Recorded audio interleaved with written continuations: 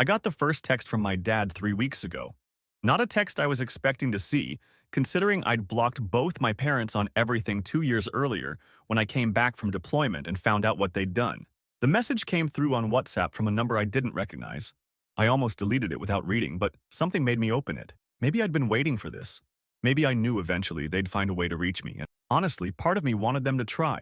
I'd spent 2 years getting ready for the moment they realized how badly they'd screwed themselves. The message was short.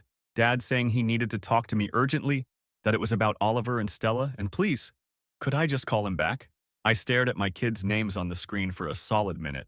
Then I blocked that number too and went back to making dinner. You need the backstory to understand why I did that, and why what's happening now is basically me executing a plan I've had ready since 2023. So let me take you back. I joined the military at 22, right after college. Met Lynette at a friend's barbecue that same year. Married her 6 months later because we were young and stupid and she was pregnant. The twins came when I was 23, Oliver and Stella, and they were perfect. Everything I didn't know I wanted. Lynette and I weren't perfect, but we were managing. I was stationed stateside, got to be home most nights, watched my kids grow. Then everything fell apart when the twins were 3. Lynette started getting mean, like actually cruel. She'd scream at the kids over nothing, grab Oliver hard enough to leave marks, lock Stella in her room for hours. I documented everything, took the kids, and filed for divorce. Got a restraining order, fought for a year in court, and I won. Full custody. Supervised visitation for Lynette only. My lawyer said it was rare for dads to get full custody, but the evidence was clear. I bought a house with my savings, got the twins enrolled in daycare near base, had my parents help with childcare when I had duty. My parents, Mark and Anna, lived 2 hours away but visited every other weekend. Everything was stable. I was doing it, you know? Single dad, military career, raising my kids in a safe home. Then I got deployment orders. 8 months in Afghanistan, leaving in 2 weeks. I scrambled to set everything up. My parents agreed to move into my house temporarily, take care of the kids while I was gone. We set up a joint checking account so they could access money for the kids' needs. I gave them power of attorney for medical emergencies only, very specifically limited. My lawyer reviewed everything. It was airtight. I left in March 2023. Talked to my kids every week on video calls when I could get signal. My parents sent photos. Everything seemed fine. Oliver was doing soccer, Stella loved her preschool teacher. My dad would give me updates, said the kids were adjusting well. My mom sent care packages with drawings the twins made. I came home in November 2023, flew into the airport with my duffel and this stupid excitement to surprise my kids, maybe take them to that pizza place they loved. I called my dad from the airport to say I'd be home in 2 hours. He didn't answer. Called my mom. Straight to voicemail. Tried the house phone I'd set up. Nothing. I drove to my house. The driveway was empty. I used my key. The door wouldn't open. They'd changed the locks. I looked through the windows. The furniture was different. Wrong furniture. Some couple I didn't know was sitting in my living room watching TV. I knocked. They came to the door looking confused and annoyed. Asked who I was. I told them this was my house. The guy told me they'd bought it 4 months ago, had the deed and everything. I showed him my ID with this address. He got nervous, said he bought it legally from Mark and Anna, that they'd shown him all the paperwork, signatures, everything. That's when it hit me. They'd sold my house, used the power of attorney somehow, forged my signature, and sold my actual house while I was in a combat zone. I sat in my car outside that house for 20 minutes, just processing. Then, I drove to my parents' place 2 hours away. They weren't home. Neighbors said Mark and Anna had moved. Didn't know where. I tried calling again. Both numbers disconnected. I went to my bank the next day. The joint account was empty. Not just empty, closed. The banker pulled up records. Showed me that my parents had been withdrawing money steadily for months, then closed it in October. My savings account, the one with $47,000 I'd saved for years, was also empty. Emptied in September, transferred to an account under my mom's name using power of attorney authorization. I called my lawyer.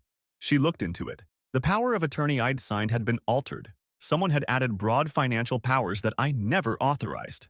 They'd forged my signature on the house sale, on custody modification papers, on bank authorizations, everything, and the kids. I called the courthouse, found out Lynette had been granted full custody in August 2023. Papers showed I'd voluntarily given up my rights, signed affidavits saying I was unstable and unfit. My signature, except I was in Afghanistan when these were supposedly signed. I tracked down Lynette through her sister, who I found on social media. The sister told me Lynette had the kids, that she'd moved 3 states away, and I should leave them alone because I'd caused enough damage. When I asked what that meant, she said everyone knew I'd abandoned my kids and that my parents had to fix my mess. It took me 3 more weeks to find out what actually happened. I finally got my brother Damien to tell me the truth. Damien's younger, was 24 then, and he'd been kept out of the loop but heard things.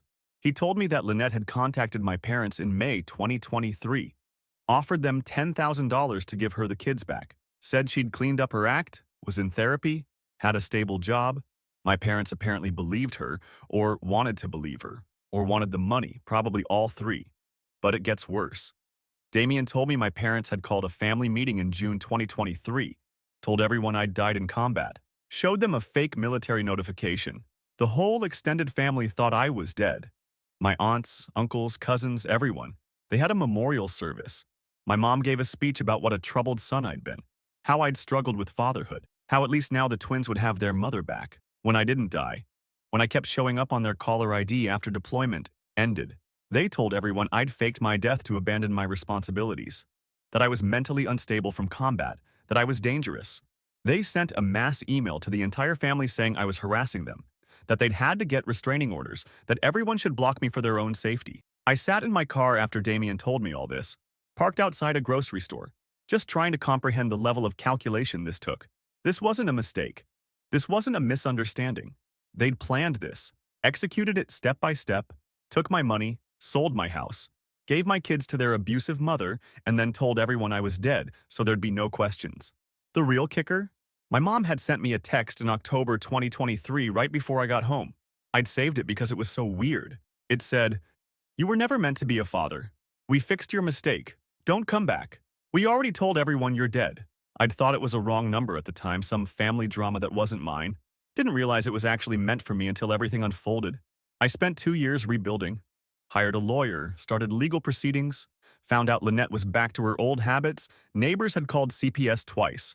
But the legal system moves slow, especially when you're fighting forged documents and trying to prove fraud across state lines.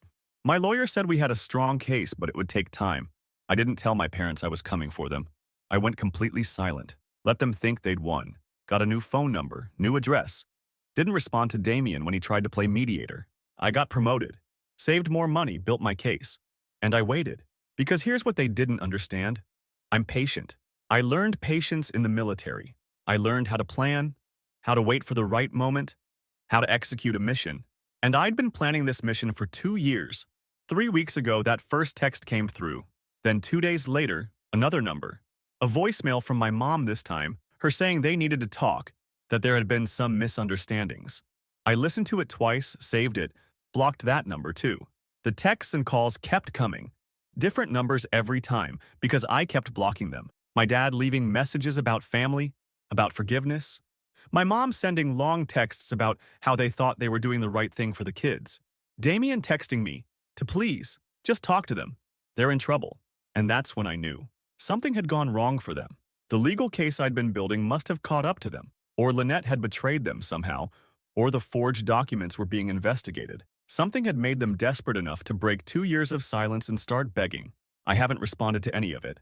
Haven't blocked the new numbers either. I'm collecting every message, every voicemail, every desperate attempt at contact. Let them panic. Let them wonder what I'm going to do. Because they have no idea what's coming. Update 1. Okay, so I said I wasn't responding to my parents, and that was true for about 5 days after that first text. Then Damien showed up at my apartment on a Thursday evening. I came home from the gym to find him sitting on the stairs outside my building, looking miserable. For context, Damien and I used to be close. He was my little brother. Looked up to me, came to me when he had problems. But after everything went down, he stayed in contact with our parents. Tried to play Switzerland. Kept saying everyone was wrong. Everyone needed to forgive. I'd told him 2 years ago that if he wanted to maintain a relationship with the people who stole my kids and my life, that was his choice, but I wasn't going to pretend that was okay. We hadn't spoken since. Seeing him there now, I knew the situation must be bad. Really bad. I walked past him and unlocked the building door. He followed me up without asking permission. We got into my apartment and he immediately started talking. They need you to drop the lawsuit. They're going to lose everything. The house, their retirement, everything. Please, you have to talk to them. You have to fix this. I put my gym bag down and looked at him. Told him to start from the beginning and explain what lawsuit he was talking about, because I'd filed several legal actions and I wanted to know which one was causing the panic. Turns out my lawyer had finally gotten through all the preliminary motions, and the civil fraud case was moving forward. The judge had reviewed the evidence, the forged documents, the financial records, and ruled that there was clear fraud. My parents were being sued for the $47,000 they stole, plus the value of my house, plus damages. The total was over $400,000. Their lawyer had apparently told them they had no defense. The forgeries were obvious, the financial trail was clear, and the altered power of attorney document had been examined by experts who confirmed it was tampered with. They were going to lose. The judge had already put a lien on their current house and frozen their bank accounts pending the judgment. Damien was pacing my living room, telling me all this, and I just sat on my couch watching him. He kept saying things like, "How could I do this to my own parents? Didn't I care that they were in their 50s and this would destroy them? Couldn't I see they were trying to do right by the kids back then?" That last part got me. I stood up and asked him to repeat what he just said. He stammered something about how mom and dad thought Lynette had really changed, how they believed she deserved another chance, how they thought I was too young and overwhelmed to handle single parenting. I asked him if he understood what he was saying, if he got that they gave my children to a woman who had been investigated for child abuse, that they didn't just make a mistake, they sold my house, stole $50,000, and forged legal documents to do it, then told the entire family I was dead. Damien tried to backtrack, started saying they panicked, they made bad choices, but they're still our parents. He pulled out his phone and showed me photos. Our parents looking older, stressed. Their house, which I'd never seen because they bought it with my money. He scrolled to a photo of them at some family gathering, surrounded by relatives I didn't recognize anymore. I told him to put the phone away, asked him why he was really here. He got quiet, then admitted mom had sent him. She'd told him that if anyone could get through to me, it was him, that I'd always been protective of my little brother and maybe I'd listen. The manipulation of that made me actually laugh. They were using Damien as a messenger because they were too scared to face me themselves. I asked him where they were right now. He said they were at their house waiting to hear if I'd talk to them. They were too afraid to come here themselves because they thought I might call the police. I grabbed my keys, told Damien if they wanted to talk, we'd talk. Right now. He looked relieved and scared at the same time. Asked if I was sure, if maybe we should plan this better. I told him to get in his car and drive. I'd follow him. The drive to their house took 90 minutes. I had plenty of time to think about what I was going to say. I'd played out this confrontation in my head hundreds of times over 2 years. Every conversation I'd imagined, every argument I'd rehearsed. But now that it was actually happening, I felt weirdly calm. This was the moment I'd been waiting for. They lived in a subdivision I didn't recognize, one of those newer developments with houses that all looked the same. Damien pulled into a driveway and I parked on the street. The house was nice.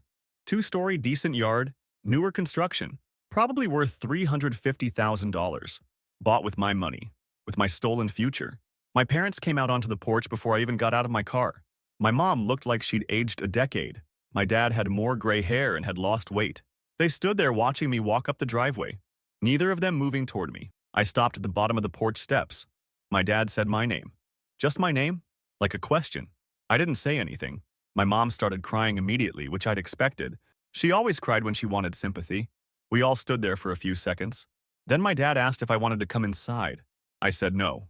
Whatever they had to say, they could say it out here.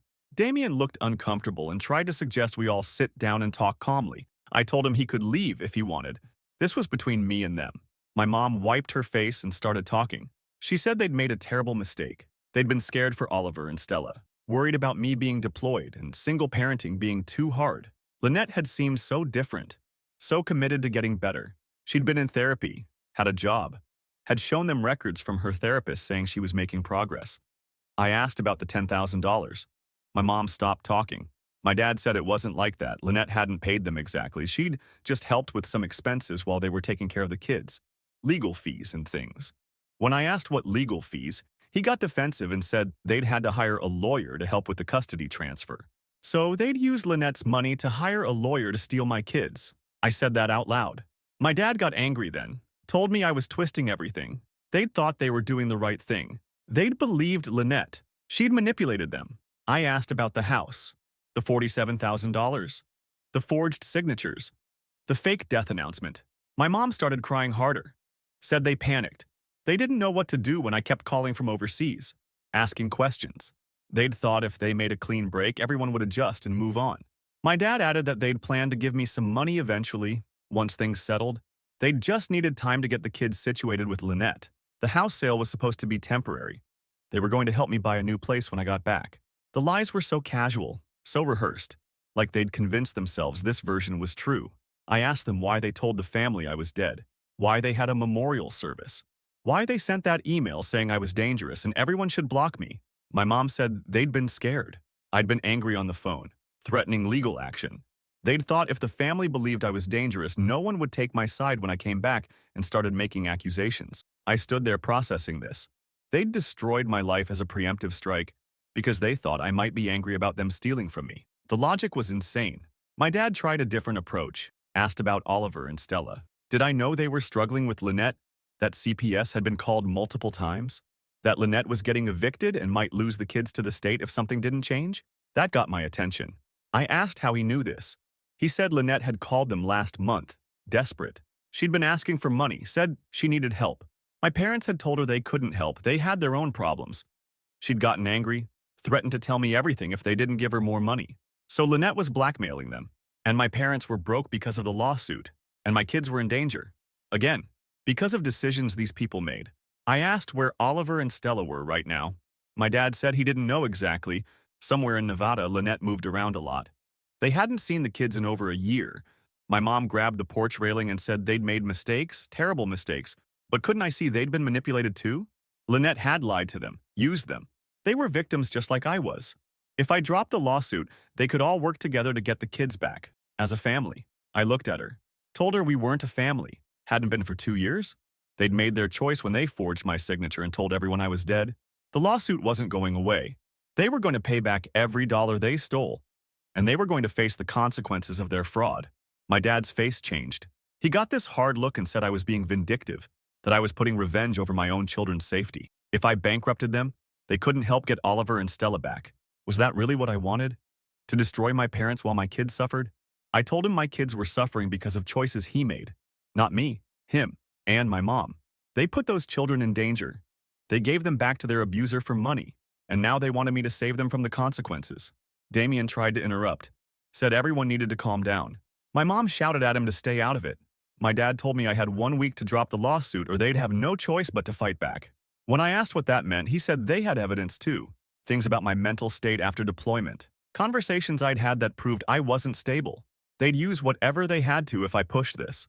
I smiled at that, told them to do it, bring everything they had to court. Let a judge decide who was telling the truth. Then I walked back to my car. My mom ran after me, grabbed my arm, begged me to please just talk to them, work this out as a family. I pulled away and told her she'd lost the right to call us family when she had my memorial service. I got in my car and left. Damien called me 10 times on the drive home. I didn't answer. When I got back to my apartment, I had a voicemail from my mom saying she was sorry. They were all so sorry. Please, God, just give them a chance to make this right. I deleted it and called my lawyer. Left her a message that my parents had just threatened me and I wanted to document it. Then I sat down and tried to figure out how I was going to get my kids back from Lynette while simultaneously destroying the people who gave them to her, because that's what this had become. Not just revenge, not just justice. My kids were actually in danger again, and somehow I had to save them while making sure my parents paid for what they did, and I had absolutely no idea how to do both. Update 2. So that confrontation at my parents' house happened on a Thursday night. By Saturday morning, my phone was blowing up with messages from relatives I hadn't heard from in 2 years. Turns out my parents had spent Friday doing damage control with the extended family, telling their version of events before I could. My Aunt Carol, my mom's sister, sent me a long Instagram DM at 7 in the morning. She'd apparently heard from my mom that I was suing them into bankruptcy over a misunderstanding, that I was refusing to help get Oliver and Stella back from a dangerous situation, that I'd become vindictive and cruel after my deployment. Carol wanted to know if this was true, if I'd really turned my back on family like this. Then my Uncle James, my dad's brother, called me while I was at the grocery store. Didn't even say hello, just launched into this speech about how family forgives family, how my parents made mistakes, but they were trying to fix things, how I needed to be the bigger person. When I tried to explain what actually happened, he talked over me, said my parents had already told him everything, how they'd tried to help me when I was overwhelmed with single parenting, how I'd disappeared for months, and they'd had to make hard decisions. I hung up on him. Then my cousin Rachel texted asking if we could meet for lunch to talk. Three other cousins sent similar messages through Facebook Messenger. My grandmother, my dad's mom, left a voicemail saying she was praying for me and hoped I'd find it in my heart to forgive. None of them asked for my side. They'd all already been told a story where I was the problem. I spent Saturday afternoon responding to messages, trying to explain. Told Carol about the forged documents, the stolen money, the fake death announcement. She replied asking if I had proof, because my mom had said I was making accusations based on deployment stress. I sent her photos of the legal documents. She read them and said she needed time to process this, that it was a lot to take in. My Uncle James didn't respond at all when I tried to call him back. Rachel agreed to meet me on Sunday at a diner near her place. She was the only one who seemed willing to actually hear me out. Sunday morning, I drove to meet Rachel. She's my age, we were close as kids. Used to spend holidays together before all this happened. When I got to the diner, she was already there with her husband Tom. I hadn't expected him to come, but whatever. We sat down and Rachel immediately asked me to explain everything from the beginning. So I did. Told her about coming home from deployment, finding my house sold, the money gone, the kids given to Lynette. Showed her the text my mom sent saying I was never meant to be a father. Pulled up the court documents on my phone proving the signatures were forged. Rachel looked physically ill reading through it all. Tom kept asking questions, trying to understand the timeline. How long was I deployed? When did the house sell? When did they tell the family I was dead? I answered everything. Then Rachel said something that made my whole body tense up. She told me she'd been at my memorial service. She'd cried at my memorial service. Our grandmother had been devastated, couldn't stop sobbing. The whole family had gathered, shared memories, talked about what a shame it was that I died so young, and my parents had stood there accepting condolences, playing grieving parents. Tom asked why they'd do something that extreme. What was the point of faking my death instead of just taking the kids? That's when I realized I didn't actually know the full answer. I'd been so focused on what they did that I hadn't fully understood why they'd gone to such lengths. The money and house theft made some sense in a desperate criminal way. But the fake death? The memorial service? That was something else. Rachel suggested maybe they'd panicked when I kept calling from overseas, asking about the kids. Maybe they thought if everyone believed I was dead, there'd be no questions when Lynette showed up with custody. It would just be tragic circumstances, a mother getting her kids back after their father died. Tom added that it was also a way to control the narrative. If I came back alive and started making accusations, they could say I was unstable, traumatized from combat, imagining things. Who would believe the guy who supposedly died and then showed up making wild claims? I sat there thinking about that. They'd staged my death as insurance. If something went wrong, if I figured things out, they had a built-in defense. I was the crazy son with PTSD, and they were the concerned parents trying to protect their grandchildren from my delusions. Rachel reached across the table and grabbed my hand, said she believed me, that the documents were clear, that she was sorry she hadn't questioned things before. Then she said something I wasn't expecting. She told me my mom had called her yesterday, crying, begging her to talk to me, to convince me to drop the lawsuit. My mom had said they'd lose everything. They'd be homeless. Their lives were over if I didn't stop. I pulled my hand back and asked Rachel what she'd said. She admitted she'd felt sympathetic at first, had told my mom she'd try to talk to me, but now, after seeing everything, she didn't know what to think. Could they really lose everything? Was I actually going to take their house? I explained the lawsuit. The judge had already ruled there was fraud. My parents were liable for what they stole plus damages. Their house had a lien on it. When the final judgment came through, yeah, they'd probably have to sell it to pay what they owed. They'd end up with whatever was left after the debt was settled, which wouldn't be much. Tom said that sounded fair given what they'd done. Rachel agreed, but looked uncomfortable. She asked about Oliver and Stella. Had I heard anything about their situation? That's where things got complicated. I told them about Lynette blackmailing my parents, about the CPS calls, about how my dad had said the kids were in danger. Rachel asked if I was trying to get custody back. I said yes, my lawyer was working on it, but it was difficult when I didn't know exactly where Lynette was living, and the original custody transfer had been done through forged documents. We basically had to prove fraud, get those custody orders nullified, then file new motions in whatever state Lynette was currently in. Rachel said that could take months. What happens to the kids in the meantime?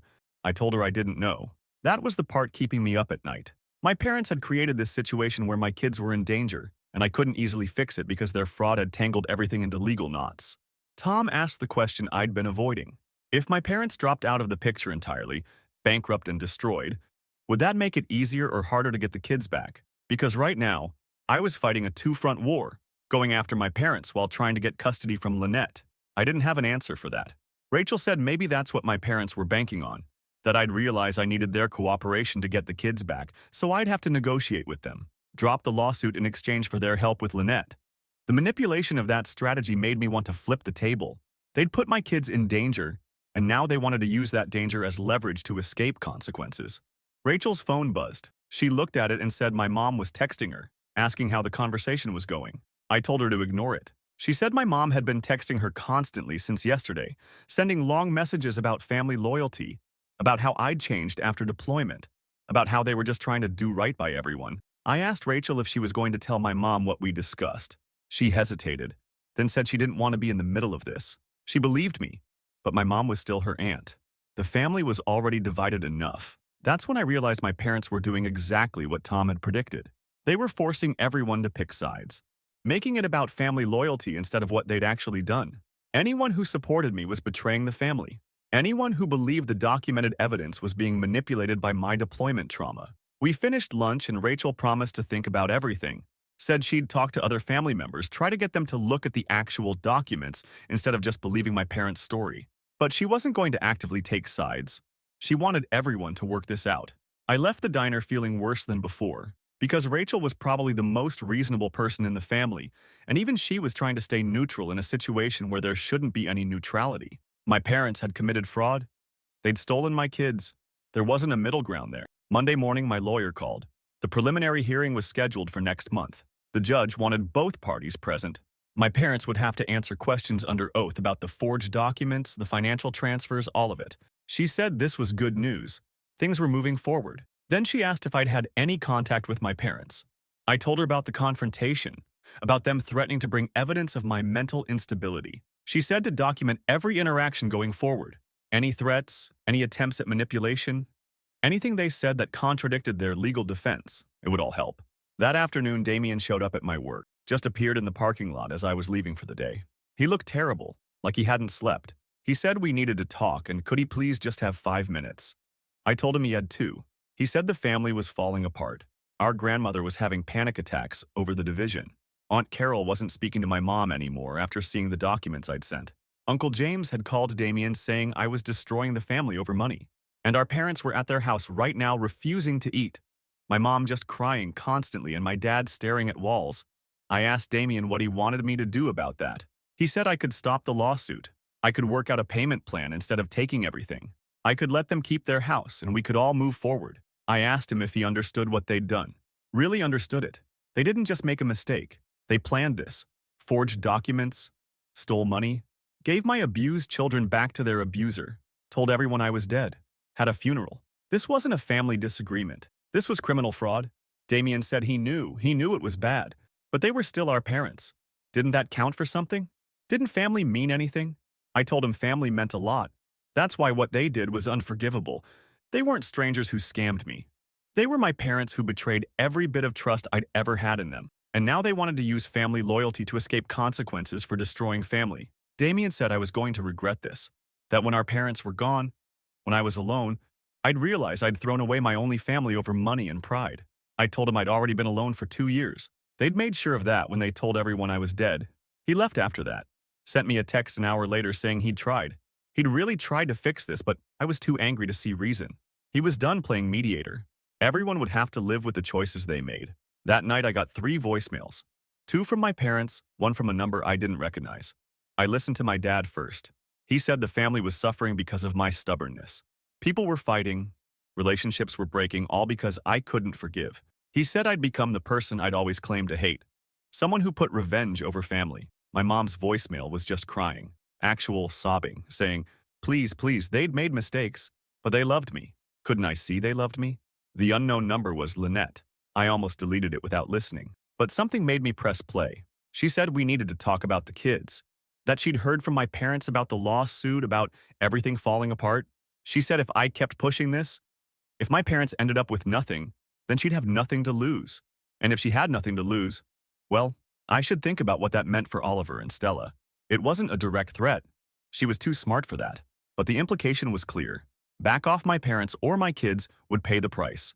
I saved that voicemail and sent it to my lawyer. Then, I sat in my apartment trying to figure out how everything had gotten this tangled. My parents had created this situation, and now they were using my kids as shields. And Lynette was using the chaos to make her own threats. The preliminary hearing was in 4 weeks. I had 4 weeks to figure out how to destroy the people who betrayed me while keeping my kids safe from everyone involved in this nightmare. And honestly, I had no idea if that was even possible. Final update. The preliminary hearing happened 3 weeks after Lynette's voicemail. Those 3 weeks were absolute chaos. My parents tried everything to stop what was coming. First, they tried the family guilt trip on maximum volume. Every single relative got calls from my mom sobbing about how I was destroying them, how they'd be homeless. How could their own son do this? My grandmother called me twice, asking me to please reconsider, saying my parents had made mistakes but didn't deserve to lose everything. When I tried to explain what they'd actually done, she said she'd heard different versions from everyone and didn't know what to believe anymore. But couldn't I just forgive them and move on? Then my dad tried the practical approach. He called me from yet another new number, completely calm this time, like we were negotiating a business deal. Said if I agreed to settle for $100,000 instead of the full amount, they could refinance their house and pay me over time.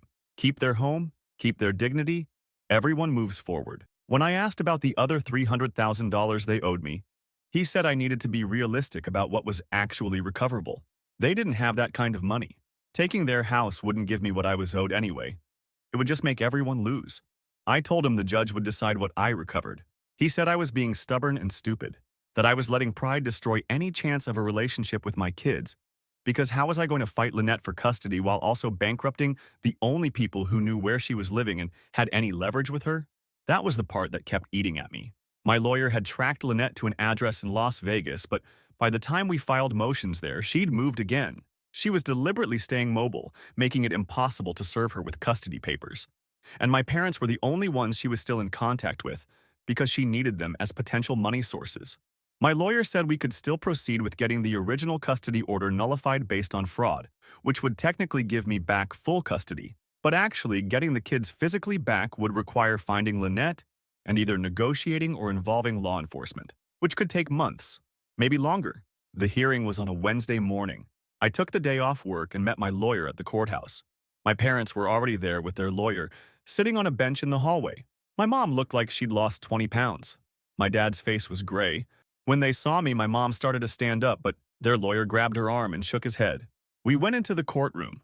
The judge was a woman in her 50s who'd clearly read through everything because she started asking pointed questions immediately. She wanted to know how the power of attorney had been modified, who had access to those documents, when exactly the modifications happened. My lawyer presented the expert analysis showing the forgery, the timeline of when documents were filed versus when I was actually overseas with no access to sign anything. My parents' lawyer tried to argue that there had been miscommunications, that my parents had genuinely believed I'd authorized the changes before deployment, that they'd been acting in good faith. The judge asked my dad directly if he understood that the power of attorney he'd been given was limited to medical emergencies only. My dad said yes. The judge asked if selling a house and transferring custody qualified as a medical emergency.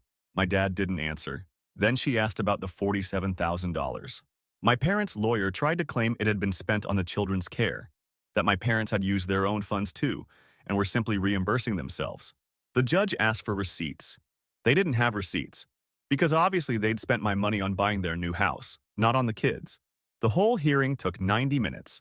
At the end, the judge said she was ruling in my favor on the fraud claims. My parents were liable for the full amount plus court costs and damages. Final judgment would be issued within 2 weeks. The lien on their house would remain in place and they would need to satisfy the debt through sale of assets or payment plan approved by the court. My parents' lawyer asked if they could have time to arrange a settlement. The judge said they'd had 2 years to settle. They chose not to. Now they'd face the consequences. We walked out of the courtroom. My parents and their lawyer went one direction. I went the other with my lawyer. She said this was a complete win, that we'd gotten everything we asked for. The next step was enforcing the judgment, which would probably mean forcing the sale of their house since they clearly didn't have other assets to cover $400,000 plus fees. I went back to work, tried to focus, couldn't really manage it. Around 3 in the afternoon, I started getting texts from family members who'd heard about the hearing. Damien sent a message saying I'd really done it. I'd actually destroyed our parents. Was I happy now? Rachel sent something more measured asking what happened and if there was any way to still work things out. Then the voicemails started. My mom first, completely hysterical, screaming into the phone that, please God, no. They'd go to prison. Didn't I understand they could face criminal charges for the forgery? Their lawyer had told them the judge was referring the case to the prosecutor's office. They weren't just losing everything. They were going to jail. Was that what I wanted? Did I want to see my parents in prison? I saved that voicemail. Listened to it twice. The criminal charges angle was new. My lawyer had mentioned it was possible, but I hadn't pushed for it. Apparently, the judge had seen enough evidence of fraud to report it herself. An hour later, my dad. His voice was different, broken, saying the whole family knows now, everyone hates them. They can't show their faces anywhere. My grandmother won't take their calls. Aunt Carol told everyone in the family what they'd done. Showed everyone the documents. They're pariahs. Their friends won't talk to them. Their neighbors are asking questions. Everything is falling apart.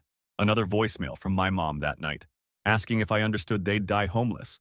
That they're in their 50s, they have nothing saved except the house, and now that's gone. They'll be on the street, living in their car, begging for help from the family that now hates them. Is that what I want? To see my parents homeless and destroyed? I sat in my apartment listening to these messages over and over. This was what I'd wanted for 2 years. This exact scenario. Them facing consequences. Them losing everything like they'd made me lose everything. Them begging and desperate and destroyed. And it felt exactly like I'd imagined it would. Satisfying. Vindictive. Right. The next morning, I got a call from a Nevada CPS worker. Lynette had been evicted. The kids had been found alone in the apartment when the sheriff came to enforce the eviction. Lynette had left them there and disappeared. Oliver and Stella were currently in emergency foster care, and I needed to contact the family court in Las Vegas immediately. I called my lawyer from my car. She said this was actually helpful, legally speaking. With Lynette abandoning the kids, and with our pending motion to nullify the fraudulent custody order, I could probably get emergency temporary custody while everything got sorted out. She'd file the motions immediately. Then I did something I'd been planning for 2 years. I called my parents. My mom answered. Started talking immediately, saying thank God I'd called. They needed to talk about Oliver and Stella. Lynette had contacted them asking for help. Maybe we could all work together to... I cut her off. Told her I knew about the eviction. Knew about the abandonment. Knew the kids were in foster care, and I was getting them back. Without their help, without negotiating, without giving them anything. My dad got on the phone, asked what about the judgment? What about the house? Could we please just talk about working something out? I told him no. They'd sell the house, pay me what they owed, and face whatever criminal charges came. That was what was happening. My mom started crying again. Said they'd made terrible mistakes, but they loved Oliver and Stella. They wanted to see their grandchildren again. Couldn't we please find some way to... I told them they'd never see Oliver and Stella again. Not ever. They'd made their choice when they gave my kids to an abuser for $10,000. When they forged my signature. When they told everyone I was dead. They'd destroyed any right to be called grandparents. My dad said I was being cruel. That everyone makes mistakes. That destroying them wouldn't change the past or help the kids. I told him he was right. Destroying them wouldn't change anything.